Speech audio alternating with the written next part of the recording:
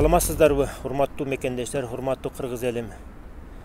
Мен жанында отурган эжекенин аты Турсунай экен. Бул эжекен мага чалып, ушундай бир көйгөйлүү маселелери бар экен. Ошол боюнча мен бул эжекени угайын деп атайын келип, бүгүн 8 октябрь 2022 жылы биз бул жагы агы, бул жагы болсо ушу Ала Тоо аянтынын ортосунда турабыз. Ой, кымбаттуу мекендештер, ой, калайык калк.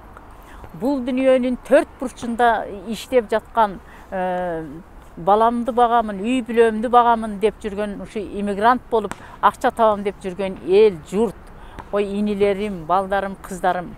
Мен силердин алдыңарда бүгүн чындык болгон окуяны чын жүрөгүмдөн айтып силер менен бөлүшкүм келип атат. Мындан бир нече жыл мурун 2008, 2007, 2008 жылдары мен Бишкек шаарындагы Первомай районунун соту судьясы болуп иштеген Архарова Кымбат деген аялга күйөөсү Султан экөөгө 6600 Honda Odyssey деген машинемди сатам. Бул мындай болот. Архарова Кымбаттын күйөөсү недвижимость деген фирмада үй сатып, ошентип үй көрсөтүп иштейт.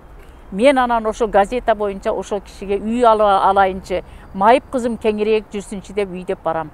Барыпсам тиякты көрсөтөт күйөөсү, биякты көрсөтөт, өзүнөн да өткөн африс экен күйөөсү.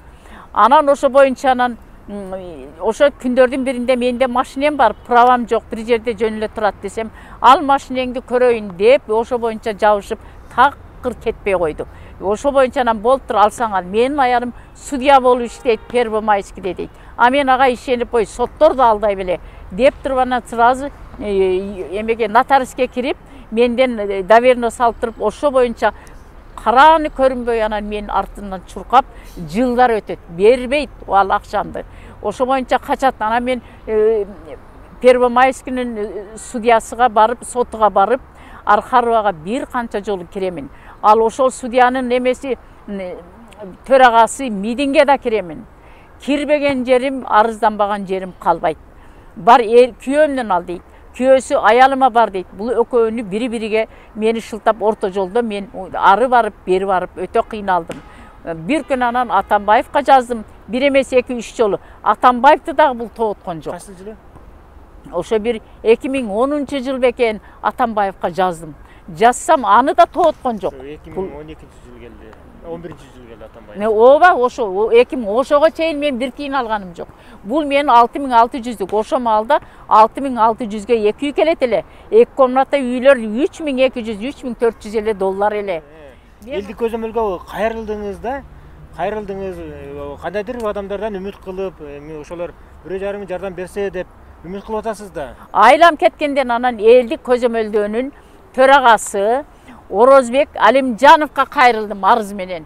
Арыз менен кайрылсам, бул киши азамат киши экен. Мана кайдыгер калтырбастан бир жуманын ичинде Архаровага барды. Архаровага бардым деди. Ойлонуп көрөйүн. 3000 доллар бергенмин. Ошо 3000 долларым жөнүндө мойнуга алыптырбы деп ал өзүндөй көрүптүр ал сот.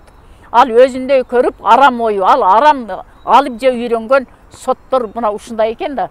Мен ал 3000 долларды алганмын, дагы 3600 доллары калган деп бардыгын болгондой жазганмын. Эгер бербесең, Садыр Нуркожоевго мен арызданам, УКМКга арызданам, жогорку соттун төрагасыга арызданам деп эскертип жазып да койгон. Анан акчаны алыш үчүн сизге ошол элди көзөмөлдүн башчысы, төрагасы Алимжанов сизге чалды. Барып акчаны алалы деди. Ооба, анан бир күн арадан бир көп өтпөй эле, бир 4-5 күн өтпөй эле мага ошо Алимжанов Орозбек звонок кылды. Турсунай, алышка кетпей тур. Бүгүн ошол Архарова чакырат, мага звонок кылды деди. А мына кече жакын деле анан болуптур, чакырган болсо деп туруп, анан мени келип Ленинский сотко деди. Ленинский сотко барып, ылдыйда туруп турдум. Биринчи этаж эмес, сыртта. Анан Орозбектин өзүн чакырды Архарова. Чакырып, эч кимдин кереги жок, жалгыз өзүң кел дептир. А Орозбек айтыптыр, мен ушу арыз жазган Турсунай Каримованы дагы алып келдим. Алда кирсин десе, мен аны көрөйүн деген көзүм жок дептир. Ал көрө, менин машинемди алсаң, Архарова, менин машинемди ушуга чейин айдап жүрсөң, бети жок. Meni көргүң келбейби? Акчамды бересиң проценти менен. Анам Байкуш Орозбек ишенип чакырайын, расписка жазып берсин десе, жок, мен сага ишенемин. Калганын 4 күндө берем деп, Орозбекке 200 000 акчаны берип, УКМКнын балдарын чакырып, атайып отставка кылып, ошо жерге карматып коюптур. Как будто Орозбек акча требует эткендей. Орозбек менин акчамды сурап, ушу сот болуп иштейт. Зыян болбосун ишиңизге деп жакшы сүйлөшүү менен барган. Сиз Ленин райондук соттунасында күтүп турасыз, Орозбек? Күтүп турамын мен, ылдыйда күтүп турсам, Орозбек мага звонок кылбайт, кирип кеткен боюнча. Көрсө 200 000ди карматып, УКМ колуга берип, калганын 4 күндө берем дептир.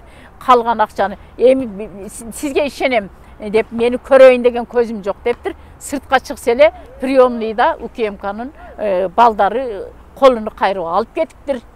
Ой, УКМКнын эмеси, ой, Камчыбек Ташиев, ой, камчы иним, ушуга окшогон өзүңдүн кадрларыңа дагы бир эскертип койчу. Бул туура эмес факты. Мына ушундай Турсунай эжекелдей эжелердин тагдырлары бүгүнкү күндө Кыргызстанда ондоп, жүздөп саналат. Урматтуу мекендештер, кимиңиздер ушул видеону көрсөңүздөр, бөлүшүп коюңуздар, лайк басыңыздар, башкаларга дагы маалымат жетсин. Бирибизге жардам берели. Бүгүнкү күндөгү алдамчы, мошенник, аферист, коррупционерлер менен биргеликте күрөшөлү. Биз бийликке жардам беришибиз керек.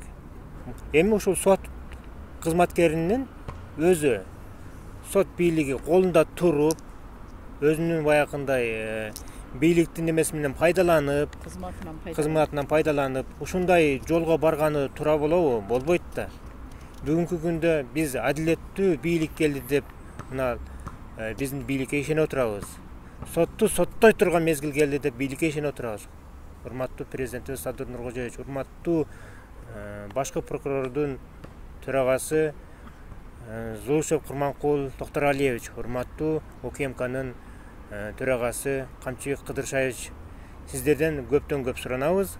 Мына ушуга окшогон эжелердин көйгөйлөрүнө сиздер реакция берет деп ойлойбуз. Сиздерден үмүт кылабыз.